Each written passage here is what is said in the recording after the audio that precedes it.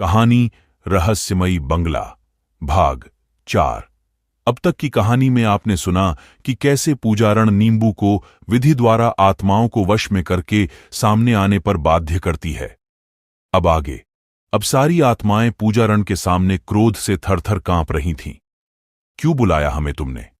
बोल, तेरा हमने क्या बिगाड़ा था? करोड़ और रोष से कांपते उनके बिना जबड़े वाले होंठ फड़फड़ा रहे थे। लंबे नाखून, अधजड़ी उखड़ी चमड़ी, उनसे रिश्ता खून लंबे नाखून उन्हें और भयानक बना रहे थे। तभी पूजारण बोलती है, कौन हो तुम लोग और क्यों यहां इस तरह से भटक रही हो? मुझे बताओ, हो सकता है मैं तुम्हारी कुछ मदद कर पाऊं। इतना सुनते ही उनमें से एक आत्म जोर जोर से हंसते हुए अचानक करुण विलाप पर उतर आती है और चीखते हुए कहती है, तू मेरी मदद करेगी? क्या करेगी है? तो तू भी एक औरत ही ना। इस दुनिया में सबसे स्वार्थी औरत ही है औरत की दुश्मन। मुझे तेरी सहानुभूति की कोई जरूरत नहीं है। बस मुझे राधा चाहिए किसी भी कीमत पर, और इस सोमवती अमावस्या को उसके शरीर से मैं अपना लक्ष्य प्राप्त करके मुक्त हो जाऊंगी, वरना मैं किसी को नहीं छोड़ूंगी। हाँ हाँ हाँ हाँ, पूजारण, तू अभी भी मेरी गिरफ्त में है और हंस रही है। आत्मा, हां, हंस रही हूं। मरे हुए को कोई क्या मरेगा। तभी जोर की आंधी चलने लगती है, घोर अंधकार छा जाता है। जो भी घेरा पूजारण बनाती है वो उड़ जाता है और आत्माएं मुक्त हो जाती है। क्योंकि राधा घेरे में है तो वो सुरक्षित है, पर इस बार आत्मा नीता को गले से दबा लेती है और छत की ऊंचाई पर टांग देती है। सब डर से चिल्लाने लगते हैं। ये देख राधा एकाएक घेरे से बाहर आ जाती है और आत्मा नीता को धम्म से नीचे फेंक राधा में घुसकर गायब हो जाती है। सब परेशान हो जाते हैं। तो पुजारण समझाती है, अमावस्या की रात तक वो राधा को कुछ भी नहीं करेगी। तब तक कोई खतरा नहीं है, और वो जहां भी है इसी घर में छुपी है। उसकी उत्कंठा और पीड़ा इतनी बड़ी है कि अब उसकी ताकत बन गई है। इससे निपटने के लिए मैं कल अपने गुरुदेव के साथ आऊंगी। तब तक मैं बाहर गिला घेरा बना देती हूं, जो इस आत्मा को राधा को कहीं और ले जाने से रोक लेगा। बच्चों, तुम परेशान मत हो, माता सब ठीक करेगी। यूं कहकर वो मकान के बाहर सुरक्षात्मक घेरा बनाकर जय महाकाली का उद्घोष कर अपने स्थान को चली जाती है। इधर सब राधा के लिए परेशान थे और आत्मा उन्हें और भटका रही थी। वो कभी राधा की आवाज में रोती, कभी चीखती, कभी चिल्लाती, पर सामने नहीं आती। नीता और राघव का तो कलेजा ही मुंह को आने लगा था। राघव रोते रोते सोच रहा था, सही कहां है। किसी ने दुर्घटना से देर भली जल्दबाजी का ये निर्णय उसके जीवन की सबसे बड़ी दुर्घटना साबित हुआ। खैर, जो बिगड़ना था बिगड़ गया। अब देखना यह था कि वो बनता कैसे है।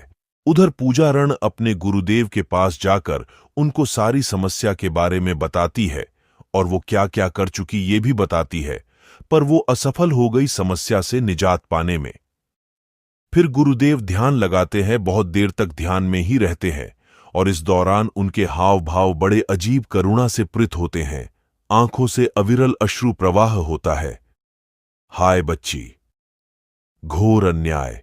इतना कहकर बाबा तुरंत कमंडल भभूत सिद्ध गेहूं के दाने, काली मिर्च, लांग, नींबू, कील इत्यादि ले लेते हैं और पूजारण से बोलते से, साध्वी जी हमें तुरंत चलना होगा। वो आत्मा हर पल प्रतिशोध की अग्नि में जल रही है। बहुत सच्ची है, मगर उसके आड़े आने वाला हर व्यक्ति उसका दुश्मन है। उसने अब तक किसी को नुकसान नहीं पहुंचाया है, पर बस 3 दिन और बचे हैं अमावस्या की उस काली रात के लिए, जिसका उसे बेसब्री से इंतजार था, वो भी उस जरिए के साथ जो उसे राधा के रूप में मिला। पूजारण, गुरुदेव, आखिर ऐसा क्या हुआ था उसके साथ? गुरुदेव, कुछ मत पूछो, समय बहुत कम है, हमें तुरंत प्रस्थान करना होगा। पूजारण, जो आज्ञा गुरुदेव, कहकर उनके चरण स्पर्श करती है और वे सब प्रस्थान करते हैं। बंगले के सामने पहुंचकर गुरुदेव जोर से उद्घोष करते हैं, जय महाकाल अलख निरंजन बाबा, जय महाकाल। थोड़ी भभूत निकाल बंगले पर उड़ा देते हैं। तभी तेज हवाएं चलने लगती हैं, अनगिनत चमगादड़ बंगले पर मंडराने लगते हैं, कुत्ते सियार रोने लगते हैं। माहौल बहुत ही रहस्यमय डरावना हो जाता है। फिर बाबा जैसे ही बंगले में कदम रखते हैं, बहुत ही कर्कश स्वर में गुर्राहट होती है और वो आत्मा बोलती है, बाबा, ये अच्छा नहीं किया तुमने। मैं जानती हूं तुम बहुत शक्तिशाली हो, पर तुम्हारी शक्ति भी यहां काम नहीं आएगी।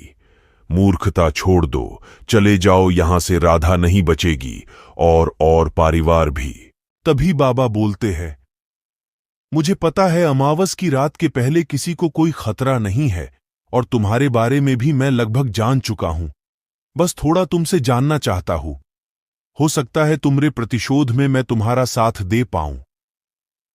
तभी वो भयंकर अट्टहास करने लगती है, और तेरे जैसे कई आए और हमें बेवकूफ बनाकर चले गए, अब और नहीं। कहकर वो घर में भयानक तोड़ फोड़, आंधी तूफान मचा देती है, बाबा के ऊपर हमला बोल देती है कि तभी बाबा ने कमंडल से जल निकालकर कमरे में छिड़क दिया, जिससे वे आत्माएं सा शरीर दिखने लगती हैं। उनकी आंखों से अंगारे दहक रहे होते हैं। बाबा का एक के बाद एक दांव रेडी था। फिर बाबा ने कुछ गेहूं के दानों से मंत्र पढ़कर जमीन पर ढेरी बना दिया। उसके बाद उन आत्माओं की हर एक रग बाबा के वश में थी। बहुत ही शारीरिक मानसिक दर्द में तड़पती वो कराह रही थी, तो बाबा ने कहा, बच्चियों, मैं तुम्हारे दर्द को समझता हूं, मुझसे अपना दर्द कहो। तुम्हारी जैसे मैंने भी एक बेटी को खोया है। बाबा के इतना बोलते ही उनमें से एक फुट फूट कर रोने लगी। बोली, बाबा, वो अभागी मैं ही हूं। बाबा, तो तुमने मुझे पहचाना क्यों नहीं? एक अत्यंत दुखदाई चीख समा गई वातावरण में। आज तुम मुझे सारी आप बीती बताओ, मैं अवश्य तुम्हारी मदद करूंगा, मेरा यकीन करो। फिर वो अपने लीडर की तरफ देखती है तो वो हां में सिर हिलाती है, क्योंकि बात यहां एक पिता की थी। अब 10 साल पीछे। तो सुनो बाबा, रीमा, स्वातिस्वरा, रचना और मैं, विधि, हम बहुत ही अच्छे फ्रेंड थे। रीमा, जो कि हमारी ग्रुप लीडर हुआ करती थी, हम कुछ भी करते, कहीं भी जाते या किसी भी प्रोग्राम में पार्ट लेते, सब रीमा के अकॉर्डिंग होता था। रीमा, जो कि बहुत सुंदर थी और संस्कारी भी। उस पर जीडीए के एक बड़े अधिकारी के अय्याश बेटे समर की नजर पड़ गई। यूं तो रीमा किसी को भाव न देती, वो एक साधारण और मस्त लड़की थी, पर समर बहुत ही मासूम और खूबसूरत था।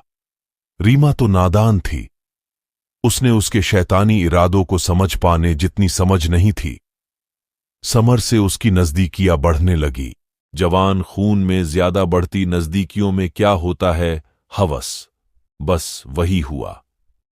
एक दिन समर ने अपने फार्म हाउस पर एक पार्टी रखी जिसमें रेड ड्रेस कोड था और रीमा को खास तैयारियों के साथ बुलाया था।